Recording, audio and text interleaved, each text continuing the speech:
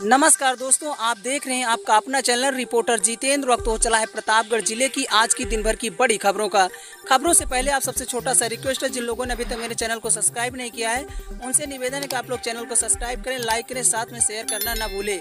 बिना देर किए ले चलते हैं आज की प्रतापगढ़ जिले की दिन भर की बड़ी खबरों की ओर। आइए प्रिय दोस्तों, आज के उत्तर प्रदेश के प्रतापगढ़ जिले की दिन भर की हर छोटी बड़ी खबरों की शुरुआत करते हैं। कुंडा में कांग्रेस कार्यकर्ताओं ने विरोध प्रदर्शन कर मार्च निकाला। पेपर लीक, महंगाई, बेरोजगारी पर प्रदर्शन। एसडीएम को सौंपा गया ज्ञापन। प्रतापगढ़ कुंडा में शुक्रवार को भारतीय राष्ट्रीय कांग्रेस के आह्वान पर ब्लॉक कांग्रेस कमेटी कुंडा ने विरोध मार्च निकाला। कार्यकर्ताओं ने तहसील पहुंचकर उप जिलाधिकारी को राष्ट्रपति के नाम संबोधित ज्ञापन सौंपा। यह प्रदर्शन पेपर लीक, महंगाई, बेरोजगारी, किसानों की समस्या, साथ ही राहुल गांधी के साथ कथित व्यवहार जैसे विभिन्न समस्याओं के विरोध में यह प्रदर्शन किया गया। प्रतापगढ़ की लीलापुर थाना क्षेत्र में एक बुजुर्ग महिला से मारपीट कर मामले में फरार चल रहे आरोपी को पुलिस ने गिरफ्तार कर न्यायिक अभिरक्षा में भेज दिया।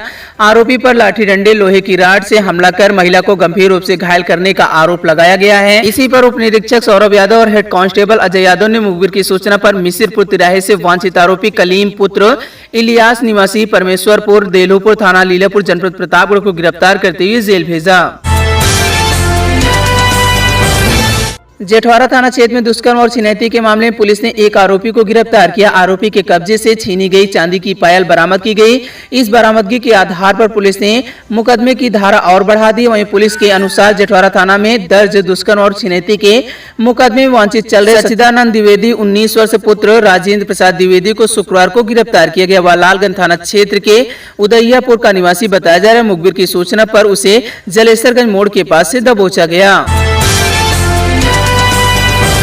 16 लाख का बकाया बिल पर जेई को पिस्टल दिखाई, कनेक्शन काटने पर होटल संचालक पर केस। आपको बताते चले कि प्रतापगढ़ में 16 लाख रुपए का बिजली बिल बकाया होने पर कनेक्शन काटने गए जूनियर इंजीनियर जेई को होटल संचालक ने कथित तौर पर पिस्टल दिखाकर धमकाया।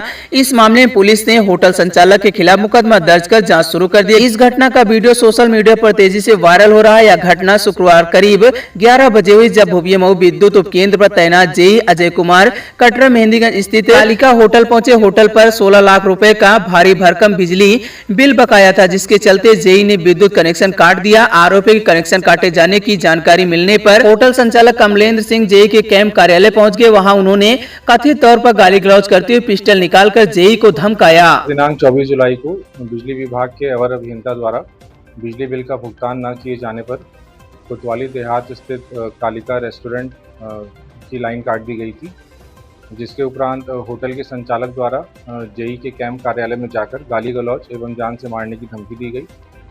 अवर अभियंता श्री अजय कुमार की तहरीर के आधार पर सुसंगत धाराओं में अभियोग पंजीकृत किया गया है एवं अग्रिम विधिक कार्रवाई की जा रही है। हाँ, वो सब भेजी जाएगी, जाँच करी जा रही है।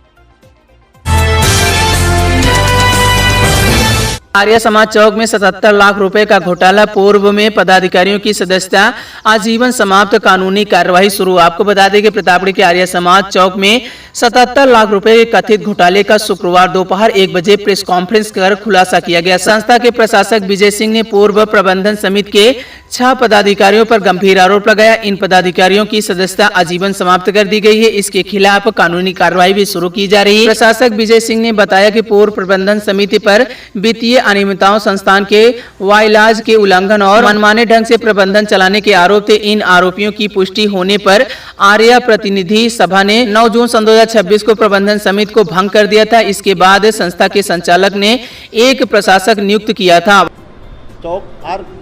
सभा चौक का मैं जो है प्रशासक 9 जून 2026 को नियुक्त हुआ।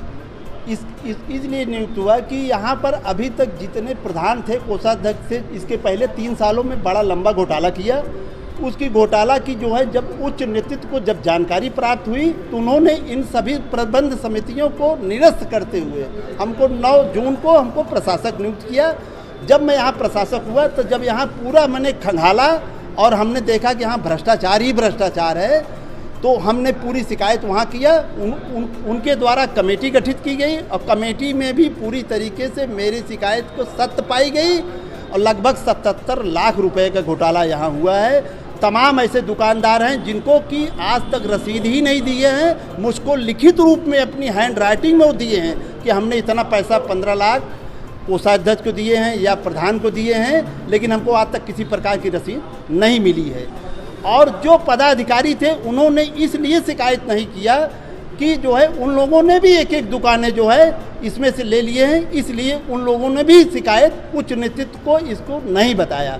हम जब से आए तो इसका पूर्ण रूप से खुलासा हुआ और खुलासा आज के डेट में लगभग 77 लाख रुपए का घोटाला किया गया है। कितनी दुकानें हैं? 26 दुकानें हैं, जिसमें 11 दुकानें केवल 4 पदाधिकारियों ने ले लिया है, जबकि नियमावली के हिसाब से आर प्रतिनिधि सभा उत्तर प्रदेश ने गाइडलाइन हमको भेजा है, जो उनकी नियमावली है उसमें घर के परिवार के कोई आदमी दुकान ले ही नहीं सकते हैं। वो अवैध रूप से स्वयं को अपना जो है बता करके एग्रीमेंट कर लिए आपस में मिली भगत से। ये 77 लाख जी सर, ये 77 लाख 2600 दुकानें सर अलॉट हो गई है, एग्रीमेंट हो गया। ये 77 लाख रुपए किस मत से आया? ये मत इसे सब दुकानदारों ने पैसा दिया है, सब नगद पैसा दिया है।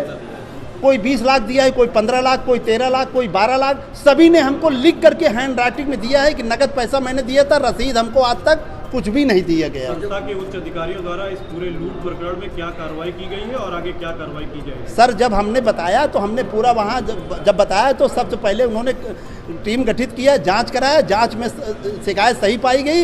इनको आज आजीवन निष्कासित सभी लोगों को कर दिया गया।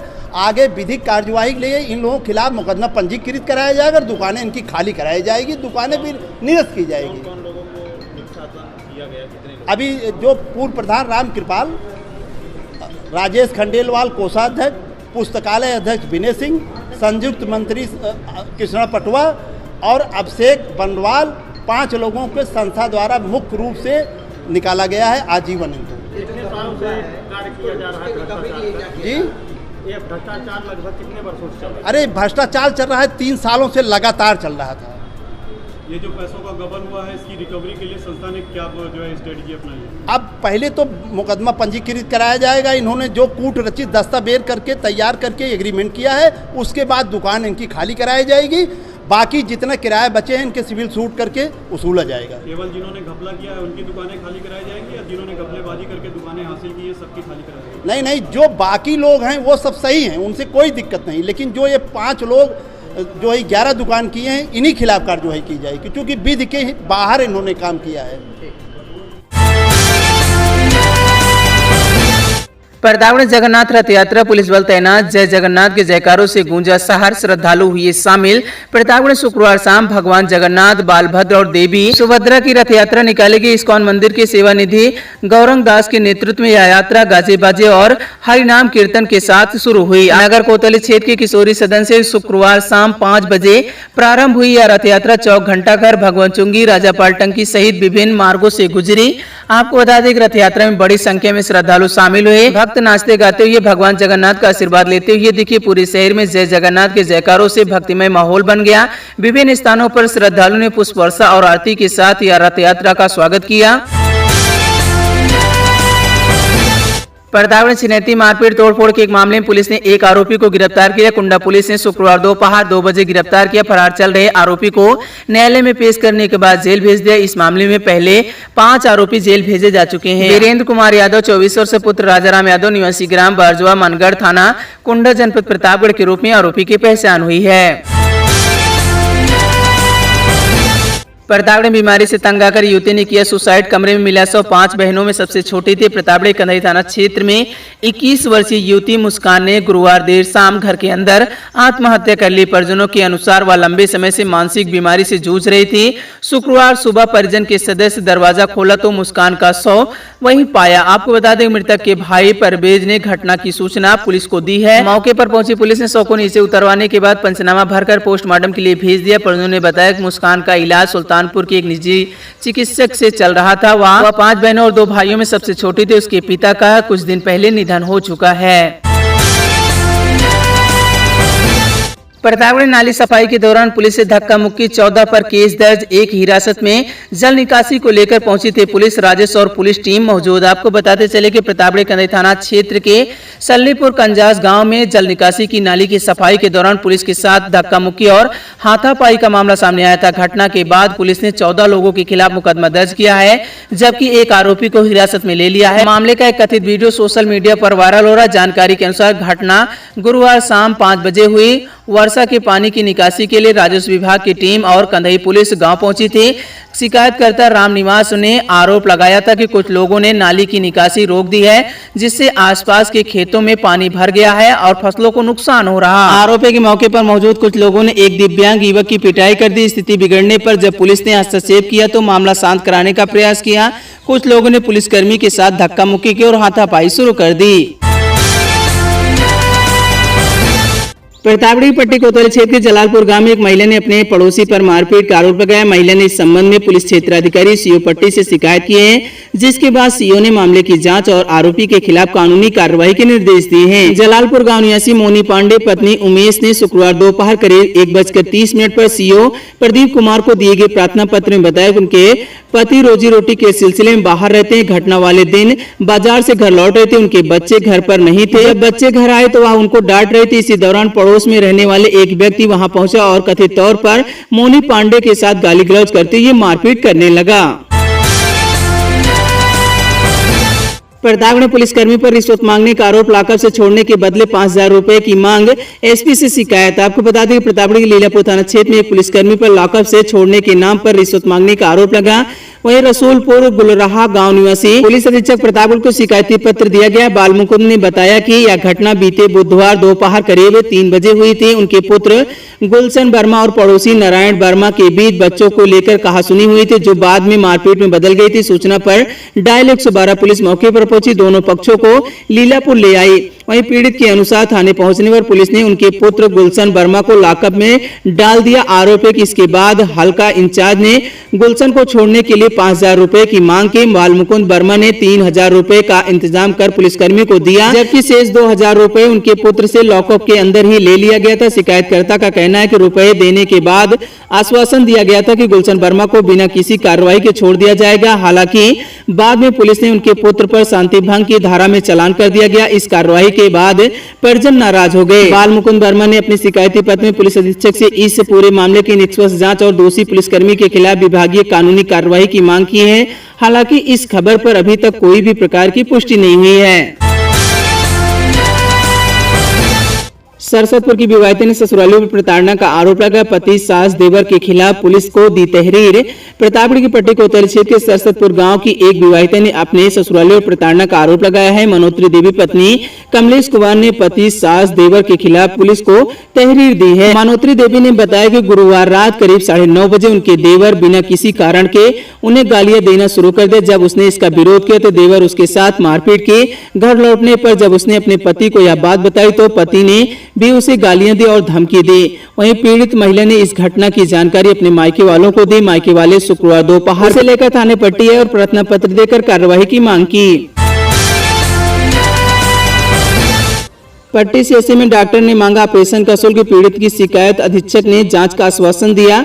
पट्टी सामुदायिक स्वास्थ्य केंद्र सीएचसी में एक गरीब मरीज ने ऑपरेशन के नाम पर 2,000 रुपए मांगने का मामला सामने आया। बहुता गांव निवासी श्यामलाल ने पैसे देने से इनकार कर दिया। श्यामलाल शुक्रवार दोपहर दवा की पर्ची कटवाने के बाद डॉक्टर के पास पहुंचे। डॉक्टर ने जांच के बाद बताया कि उन्हें गांठ है और जिसका ऑपरेशन करना होगा। इसके बाद 2,000 रुपए का शुल्क मांगा गया। मरीज श्यामलाल ने डॉक्टर से कहा कि यह एक सरकारी अस्पताल है, वह एक गरीब व्यक्ति है, इसलिए सरकारी इलाज के लिए आए हैं, जहां कोई पैसा नहीं लगता है। इस पर डॉक्टर ने कथित तौर पर कहा कि ज्यादा मत बोलो, पैसे देने होंगे, ऑपरेशन तभी होगा, नहीं तो वापस चले जाओ। मामले की जानकारी मिलने पर सीएचसी अधीक्षक डॉक्टर राम प्रताप भारती ने कहा कि मामले उनके संज्ञान में है। उन्होंने इसकी जांच कराकर उचित कार्रवाई करने का आश्वासन दिया। सीएचसी में मरीज को बाहर की दवा लिखने का आरोप। अमरगढ़ में डॉक्टर बोले लोग कह रहे तो सही ही होगा, जांच शुरू। आपको बता दें कि प्रतापगढ़ के अमरगढ़ सामुदायिक स्वास्थ्य केंद्र CSC में एक मरीज को बाहर से लगभग 1800 रुपए की दवा लिखने का मामला सामने है। यह घटना आसपुर दोसरा क्षेत्र से हुई है। आरोप है कि वहीं OPD में तैनात चिकित्सक डॉक्टर राजा राम सरोज ने अस्पताल में उपलब्ध दवा के बजाय मरीज को बाहर से महंगी दवा खरीदने के लिए लिख दिया। यह मामला बृहस्पतिवार देर शाम का बताया जा रहा। आसपुर दोसरा क्षेत्र के दाऊदपुर निवासी सोनू यादव ने आरोप लगाया कि इलाज के दौरान डॉक्टर ने उन्हें लगभग 1800 रुपए की दवा बाहर से खरीदने को कहा।